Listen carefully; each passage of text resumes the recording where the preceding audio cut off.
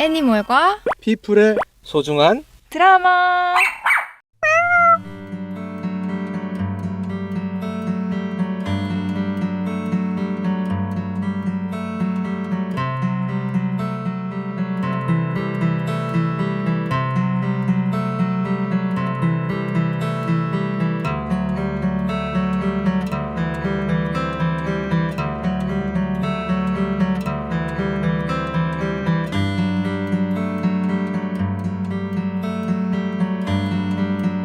가습기 살균제 피해자 구제 과정에서 반려동물의 피해가 늦게 발견이 됐어요. 특정한 기간에 이유 없는 그 폐질환으로 반려동물이 죽었거든요. 그 시절이 우리나라 반려동물 인구가 많아질 때였기 때문에 가습기 살균제 피해로 인해서 반려동물을 잃은 가족이 많을 거로 추산을 하고 있습니다. 보통 우리가 한두 마리 키우지만 여러 마리 키우는 집도 있거든요. 그 많은 반려동물을 한 번에 잃은 분들도 계세요. 강아지나 고양이나 주로 바닥을 다니고 뭐 비비고 다니고 핥지 않습니까? 부스러기 주워 먹기도 하고 집에 있는 아기들하고 비슷해요. 반려동물에게 안 좋은 상황이 아이들한테 굉장히 안 좋고 더 나가서 이제 임산부라든지 노약자들한테 안 좋죠. 그래서 가습기 살균제 피해 사건 후에 사회적으로 좀 대두된 개념이 원헬스죠. 쉽게 얘기하면 사람과 동물과 환경이 서로 연결되어서 이들의 복지는 따로따로 해서는 안 된다. 사람만을 위한 그 복지 정책이나 환경 정책, 보건 정책은 한계가 있다. 이런 얘기입니다. 사람에게 유해한 것은 동물에게도 유해하고 거꾸로 반려동물에게 안전하지 않은 제품들은 사람에게도 안전하지 않다는 거죠.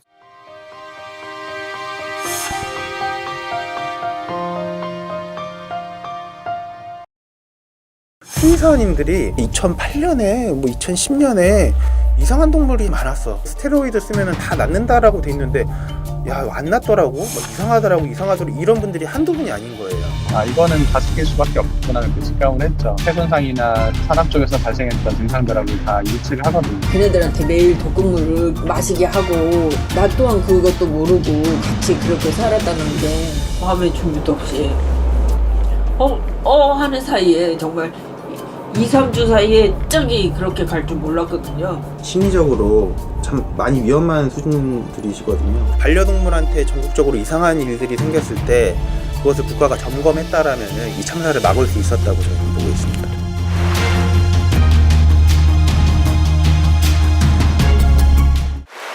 바퀴라는 2002년부터 키우기 시작한 제 반려동물입니다.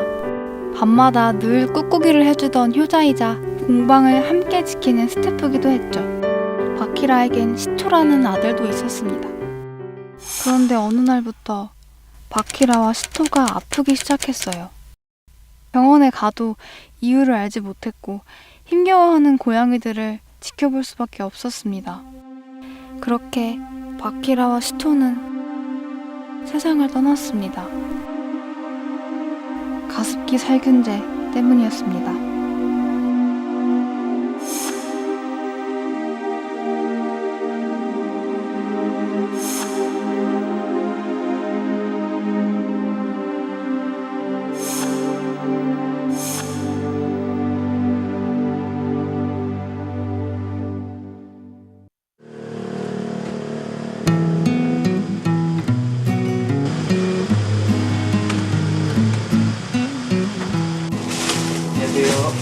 안녕하세요. 어떻게 오셨어요? 고양이 살짝 만지면 도망가나요? 아니 얘네들 다 순해요. 괜찮아요? 냄새 맡는 거 강아지들처럼 냄새 맡는 거 야, 얘는 진짜 부침성 있다. 완전 순해요. 네, 강아지랑 비슷하네 무슨.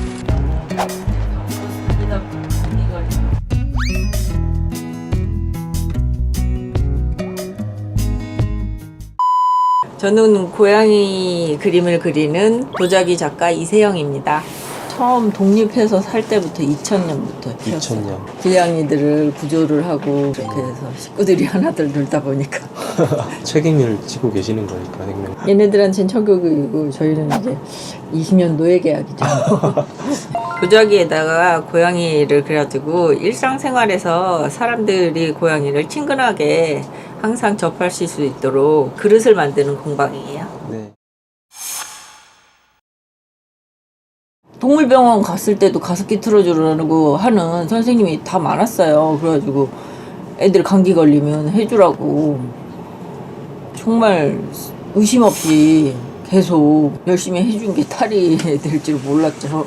그리고 저 또한 감기를 그 당시 달고 살고 애들은 계속 안 좋아지고 넷째 고양이가 부비동염이 걸리기 시작하는 거예요. 부비농염. 예. 코 안 점막 이 안에 이렇게 콧물이 차는 거예요. 점점점 몸이 안 좋아지고 장기들이 다 안 좋아져가지고 병원에서 방법 없으니까 이유를 그냥 잘 몰랐어요. 그냥 유전병인가 보다. 얘네 둘이 혈연 관계니까 그런가 보다. 그렇게 생각을 했었죠. 부지를 하다 보니까 매일매일 갈아주고 제 친구들 나는 그거 게을러서 못해 쓰다가 말았어 이런 애들이 많은데 저는 더욱더 열심히 걔네들한테 매일 독극물을 계속 먹이고 있었다 마시게 하고 나 또한 그것도 모르고 같이 그렇게 살았다는 게 내가 왜 그렇게 살았나 정말 사람 너무 후회되는 시간들인데 그걸 다시 할 수는 없잖아요. 어떻게 방법도 없고.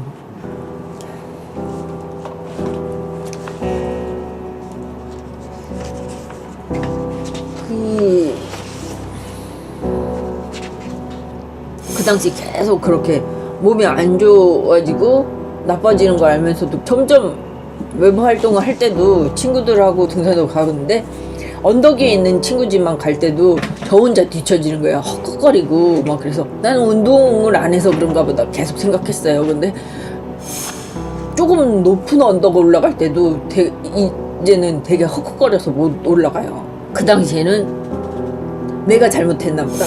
다 내 탓이다 라고 생각을 하고 내가 운이 나빠서 애들이 이런 유전병에 걸렸나 보다 막 이런 식으로 생각했는데 알고 다 이렇게 밝혀지고 나니까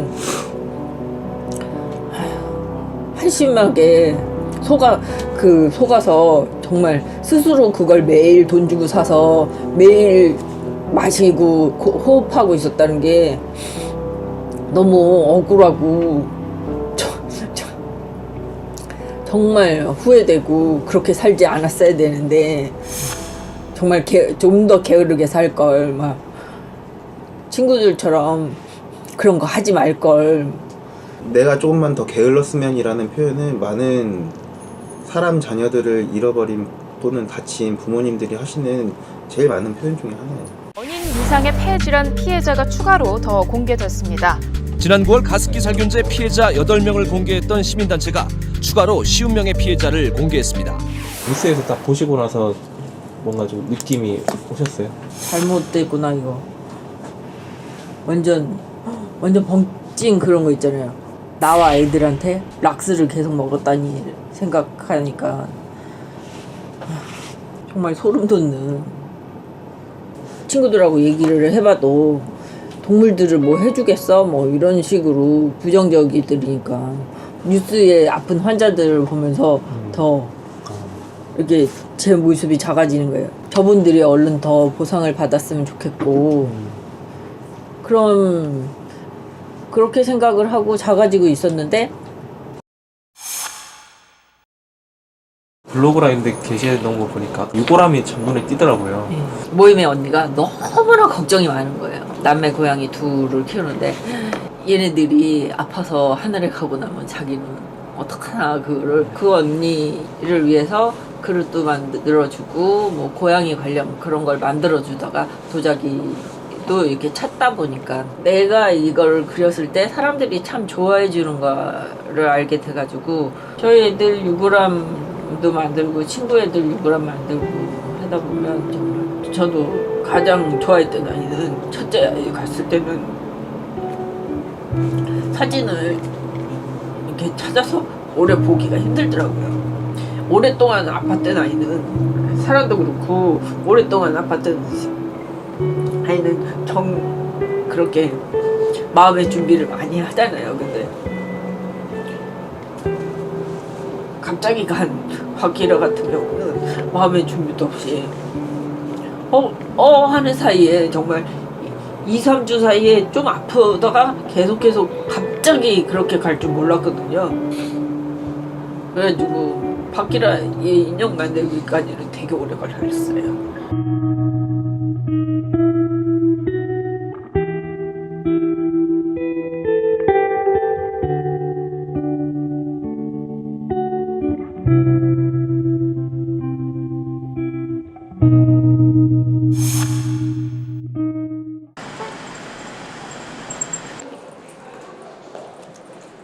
있으니까. 근데 제가 체감하기로는 그 슬픔이라든지 그 무게 가습기 살균제를 썼던 집은 무거운 분위기가 좀 있어요. 한 집안에서 10마리가 그냥 순차적으로 떼죽음을 당해서 그 공황장애 왔었던 분도 있고, 어떤 분은 동물이 그렇게 한 집안에서 막 죽으니까 정상적인 사회생활을 못하겠다라고 해서 이제 좀 그 하시던 사회적인 활동을 그만둔 분도 있고, 어떤 분은 이제 동물을 잃은 상실감 때문에 수목장을 이제 하고서 매일 아침마다 거기를 산책을 다니신대요. 본인이 동물을 이러한 가습기 살균제 참사라는 정말 황당한 참사로 잃게 되었다라는 것들을 말할 곳이 별로 없어서가 아니었나. 뭐 많이 쓰시는 표현들이 이거 내가 몇 년 만에 몇 년 동안 갖고 있던 걸 처음 얘기한다라는 식의 발언들 많이 하세요. 그런 거 보면 아, 주변에 이렇게 동물을 잃은 슬픔에 공감하거나 뭐 알아줄 만한 분이 없었던 것은 아닌가? 마음이 상실감이 커서 내가 하루 휴가를 내야 되겠어 막 이러면은 뭐 개 죽은 걸로 뭐 그런 오바냐. 예, 그런 사회이기 때문에 얘기를 못 하는데, 동물 키우는 사람들 사이에서도 가습기 살균제 뭐 그렇게 왜 썼어 이러면 또 그거에 상처받고. 근데 이제 제가 가서 말을 걸 때 나는 가습기 살균제를 조사하는 사람이고 당신의 상황에 대해서 내가 들어보고 싶다라고 얘기를 하면은 이제 그때서야 이제 자기가 처음 얘기한다라는 식으로 이제 얘기를 하시는 거예요. 심리적으로 참 많이 위험한 수준들이시거든요. 사주는 손을 자르고 싶다라고 이제 어떤 보호자분이 얘기를 했는데, 제가 왜 놀랐냐면은 그 얘기는 자기 딸이었나? 자기 자녀를 잃은 엄마가 했던 얘기였어요. 그러니까 그게 야 이거는 진짜 똑같구나. 그 표현을 보고 제가 조금 놀랐었어요. 가습기 살균제로 인해서 그 병원에 있는 어린이들이 전국에 막 원인 미상의 폐질환이 발생하고 있다 최초로 인지된 게 의료계 2006년이었습니다. 근데 같은 해 2006년 1월에 분당에 있는 한 동물 병원에서 최초로 그 원인 미상의 숨을 헐떡거리는데 막 이런 동물들이 발견이 됐는데, 그 이후로도 쭉 계속 원인을 찾지 못하겠는 그 호흡곤란을 호소하는 반려동물이 한 10마리가 연속적으로 계속 진료를 내원하게 됐습니다. 그래가지고 그거를 이제 그때 당시 국립수의과학검역원에 보고를 했었죠. 사람의 경우는 2006년에 처음 인지되어서 2008년에 이제 논문이 나왔거든요. 근데 반려동물의 경우는 2006년 1월 달부터 이게 인지가 되어서 한 해 더 빠른 2007년에 이렇게 농림부 산하 국립수의과학검역원에 보고가 됐었죠. 중요한 골든타임 중 하나가 이 반려동물한테 전국적으로 이상한 일들이 생겼을 때 그것을 국가가 점검했다라면은 이 참사를 막을 수 있었다고 저희는 보고 있습니다. 초기에는 그게 가습기 살균제라든지 이런 건지는 몰랐죠. 근데 이제 같은 동거견이 2마리, 같은 동거견이 4마리 이렇게 동시에 같은 상황들이, 질병들이 생기고 또 사망할 정도로 심각한 걸 봤을 때 이거는 뭔가 전염성이 있거나 어떤 독성 물질에 노출된 거라고 생각을 했었는데, 환경적 독성까지는 생각을 못했어요. 가습기 살균제 건이 TV에서 보도되는 걸 보고 아, 이거는 가습기일 수밖에 없구나 그때 직감을 했죠. 왜냐면 너무 맞아 떨어지니까 폐 손상이나 사람 쪽에서 발생했던 증상들하고 다 일치를 하거든요. 펫로스라고 얘기할 때 우리가 반려동물 잃은 상실은 다른 상실에 비해서 좀 특별한 의미를 갖습니다. 이것은 드러내지 못하는 상실이라는 그 개념을 갖고 있어요. 아니 사람도 아닌데 뭐 동물 하나 죽은 것 같고 그렇게 하느냐라고 해서 내가 반려동물의 사망으로 인해서 사회생활하기도 어렵고 힘들지만 드러내지 못하면 나 인정을 받지 못하죠. 사회적 참사 조사위원회에서도 봤듯이 가습기 살균제의 피해자 유가족들은 굉장히 심리적으로 어려운 상태에 겪고 있는데 조사가 안 돼서 그렇지 반려동물 잃은 가족들도 이해 못지않은 어려움을 겪고 있을 것 같습니다. 가습기 살균제 피해 사건 후에 사회적으로 좀 대두된 개념이 원헬스죠. 쉽게 얘기하면 사람과 동물과 환경이 서로 연결되어서 이들의 복지는 따로따로 해서는 안 된다. 사람에게 해로운 생활환경 제품들은 반려동물에게도 해롭고 반려동물에게 안전하지 않은 생활환경 제품들은 사람에게도 해롭다는 것이죠.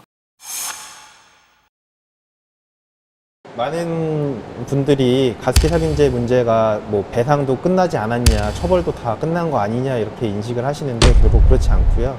특히 가습기 메이트를 제조 판매한 SK나 애경산업 같은 기업들의 재판은 지금 진행 중에 있습니다. 근데 동물이 왜 중요하냐면은 그 기업들은 자기 제품의 위험성에 대해서 동물 실험을 근거로 방어하고 있거든요.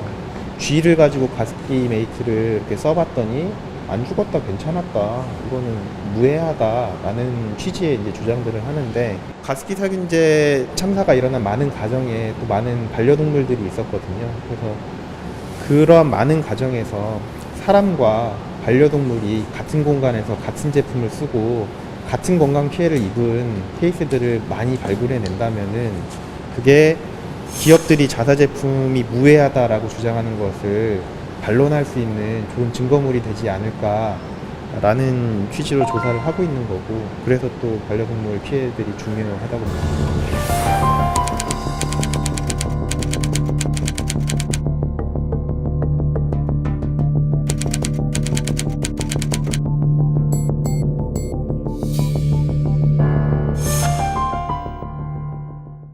현재 시점에서는 가습기 살균제 피해자 신고를 하면은 그 가정에 가서 이제 조사를 할 때 키우던 동물이 있는지 같이 체크를 하고 있습니다. 더 나아가서는 동물들이 이제 생존한 동물들이 이제 남아 있으면은 노령견들인 거잖아요, 다.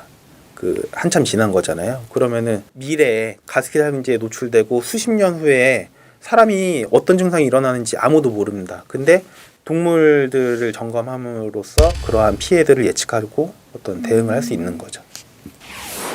혹시라도 이 영상을 보시는 분들 중에 가습기 살균제로 본인이 건강 피해를 입었거나 반려동물이 좀 이상 증상을 보였던 사례들이 있으시면은 꼭 연락을 주셔서 제보해 주셨으면 좋겠습니다.